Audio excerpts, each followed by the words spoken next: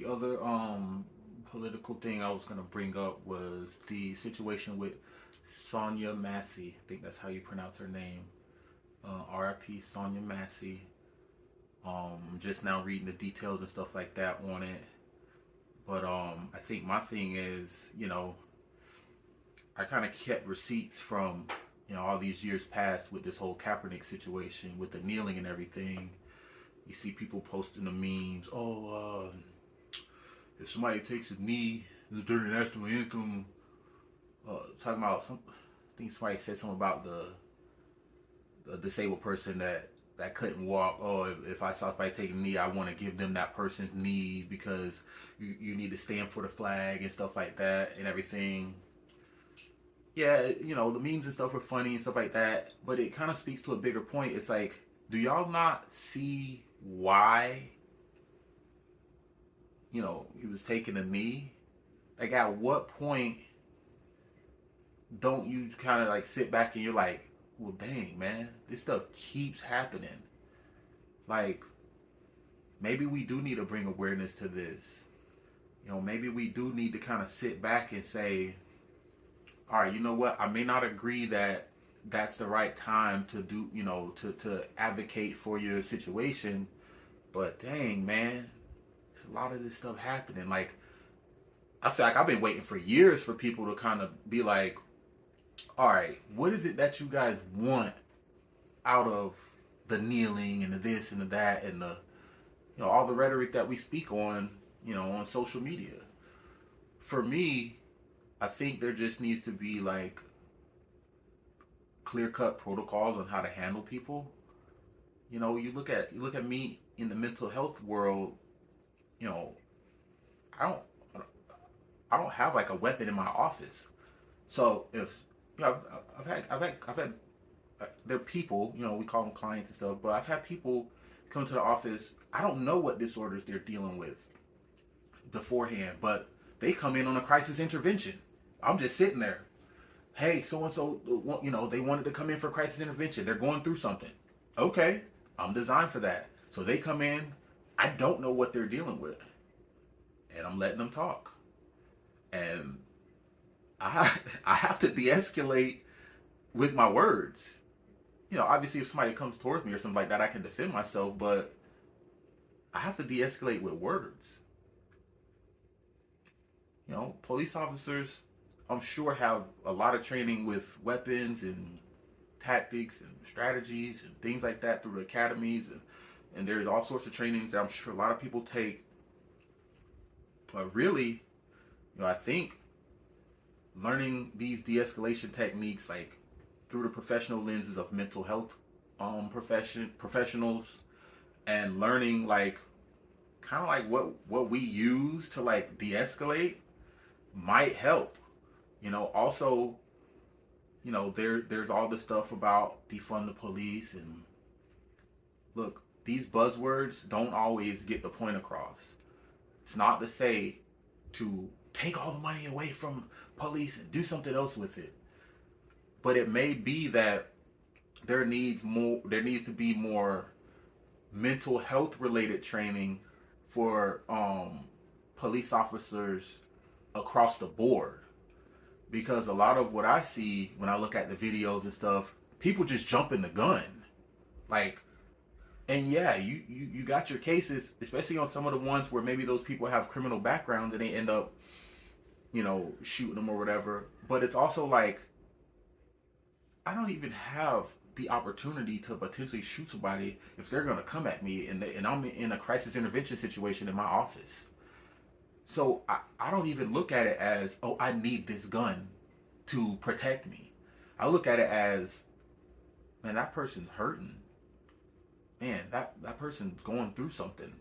I'm the professional here. So I need to be the one to try my best to de-escalate. Is my life on the line? Sure. This is what I signed up for. I'm a mental health professional. But at the end of the day, I'm not going into this thing like ready to, and that's a lot of times with these situations, you see a lot of these officers just ready to rumble, like chip on the shoulder stuff. And it's like, well, maybe we need to kind of take a time out and have some more professional training across the board. I've heard people talk about use of force laws and things like that, where it's like more dedicated to like, step by step. This is what you should do. This is the best practice. This is the best practice. I don't hear about a lot of that stuff. I'm not in the inner circles of police officers, police chiefs. Not in those inner circles and stuff. So I don't know the nuances. But I don't hear a lot of public rhetoric from I guess you say like the police officer side, where it's like, this is what we're doing. No, I hear a lot of, well, he shouldn't have done it. Well, he had a past criminal history of da da da da, and it's just like, okay, that same person can come into my office with a crisis intervention, pull out a gun and shoot me. I can't shoot him back. I don't have a gun, so I don't rely on a gun. But you don't see a lot of this stuff happen in the mental health world. Yeah, I'm sure it happens, but because we're designed to de-escalate. So why not take a piece out of our book along with the training that you have for, how to make an arrest and how to what to do if somebody's resisting. You should take some of those tips along with you, along with your, with the guns and the fighting back stuff. Maybe that'll help. Another thing for me is spirituality. I think that if I'm pursuing peace everywhere I go in those situations,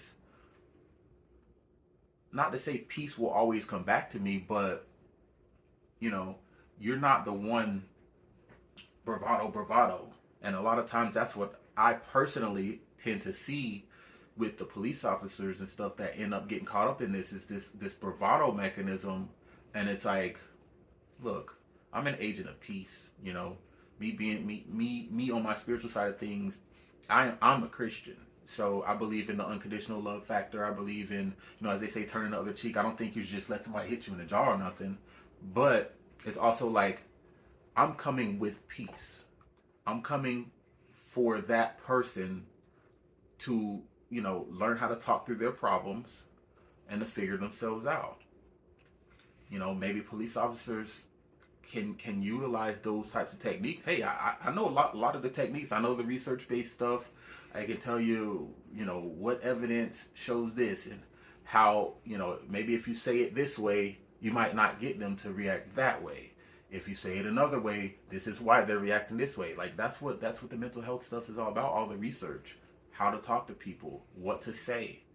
I mean, if people need help with that, we should seek those things through those organizations, using those funds, defunding certain things that maybe aren't as efficient to fund things that can actually help, such as mental health and, learning more de-escalation strategies and, things of that nature. So ultimately, these things wouldn't happen if there was more of a sense of, hey, everybody has these same exact rules, and everybody has to operate under this, and this.